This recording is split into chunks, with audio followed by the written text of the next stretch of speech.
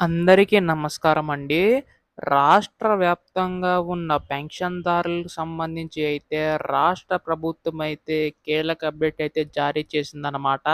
October నెలలో పంచబోయే పెన్షన్‌లకు సంబంధించి అయితే కీలక వివరాలైతే చెప్పింది.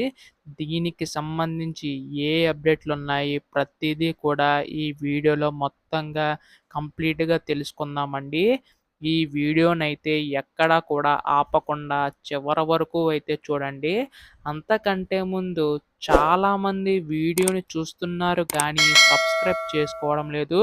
మీరు గనక సబ్స్క్రైబ్ చేసుకుంటే రాష్ట్ర వ్యాప్తంగా పెన్షన్‌లకు సంబంధించి ఏ చిన్న అప్డేట్ వచ్చినా గానీ మీకైతే ముందుగా తెలియజేస్తాను. అందుకోసం వెంటనే ఛానల్‌నైతే సబ్స్క్రైబ్ చేసుకోండి. అలాగే పక్కనే ఉన్న బెల్ ఐకాన్నయితే ఆల్‌లో పెట్టుకోండి. అప్పుడే మీకు నోటిఫికేషన్ ద్వారా ప్రతీదీ కూడా తెలుస్తది. ఇంకా ఆలస్యం చేయకుండా వీడియోలోకైతే వెళ్ళిపోదాం. ఇక్కడ మీరు చూస్తున్నారు గదా! పెన్షన్‌లకు సంబంధించి ఏది అప్డేట్ అయితే ఉంది. పెన్షన్‌లపై శుభవార్త చెప్పిన సీఎం. వివరాలలోకి వెళ్ళినట్లయితే అక్టోబర్ నుంచి కొత్త వారికి పెన్షన్లు అందిస్తామని సీఎం చంద్రబాబు ప్రకటించారు. మద్దిలపాడులో ఇది మంచి ప్రభుత్వం కార్యక్రమాలు పాల్గొన్నారు. గతంలో చూసుకుంటే చాలామంది అనర్హులు పెన్షన్ తీసుకున్నారు. అక్టోబర్ నుంచి గ్రామ సభలు పెట్టి అర్హులకే పెన్షన్లు అందిస్తాం. వచ్చే నెల మొత్తం ఇదే కార్యక్రమం నిర్వహిస్తాం. లబ్ధిదారుల ఆర్థిక పరిస్థితి, దివ్యాంగుల పరిస్థితిని చూసి పెన్షన్ ఇస్తామని వెల్లడించారు.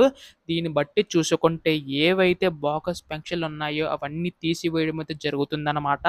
అలాగే కొత్తగా ఎవరైతే అప్లై చేసుకుంటారో వారికైతే మళ్ళీ ఈ యొక్క పెన్షన్ సంబంధించి అప్లై చేసుకొని వాళ్ళకైతే మళ్ళీ ఈ యొక్క పెన్షన్ అందిస్తామని తెలపడం అయితే జరిగింది.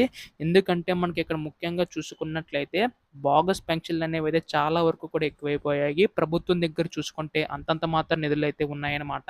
సో, ఈ విధంగా చూసుకుంటే మొత్తం కూడా సర్వే అనేది క్రియేట్ చేసి ఏవైతే బోగస్ పెన్షన్లు ఉన్నాయో అవన్నీ తీసివేయడం అనేది జరుగుతుంది.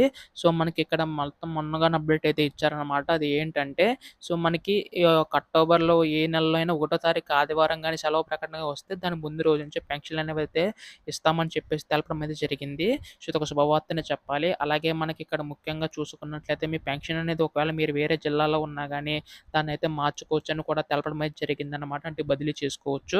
ఈ విధంగా రాష్ట్ర ప్రభుత్వం అయితే గొప్ప స్థాయి అయితే కమిటీని ఏర్పాటు చేసి ఇవన్నీ తెలపడం అయితే జరిగింది. ఇది మనకొచ్చిన లేటెస్ట్ అప్డేట్ అనమాట. ఇటువంటి అప్డేట్స్ అన్నీ కూడా మీరు మిస్ కాకుండా వెంటనే తెలుసుకోవాలనుకుంటే ఛానెల్‌ని సబ్స్క్రైబ్ చేసుకోండి. ధన్యవాదములు.